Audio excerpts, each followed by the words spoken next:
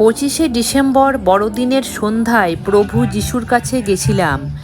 25শে December শুভ বড়দিনের আজ থেকে প্রায় 2023 বছর আগে জেরুজালেম বেথলেহেম শহরের এক গোশালায় জন্ম হয়েছিল যিশুর। খ্রিস্ট ধর্মাবলম্বীদের মতে বিশ্বাস, ঈশ্বরের পরিকল্পনা বাস্তবায়নের জন্য একজন নারীর প্রয়োজন ছিল। সেই নারী কুমারী মেরি, মুসলমানদের কাছে যিনি পরিচিত হযরত মরিয়ম হিসাবে।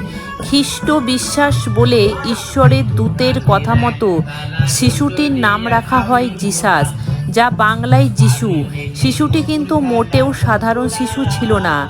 ঈশ্বর যাকে পাঠানোর কথা বলেছিলেন মানবজাতির মুক্তির জন্য, যিশু নামের সেই শিশুটি বড় হয়ে পাপের শৃঙ্খলে আবদ্ধ। মানুষকে মুক্তির বাণী শোনালেন। তিনি বললেন, ঘৃণা নয়, ভালোবাসো। ভালোবাসো সবাইকে, ভালোবাসো প্রতিবেশীকে, এমনকি শত্রুকেও। মানুষকে ক্ষমা করো, তাহলেই তুমিও ক্ষমা পাবে। গরিব দুঃখীদের সাধ্যমতো সাহায্য করো। বিশ্ব পিতা তুমি হে প্রভু, আমাদের প্রার্থনা এই শুধু।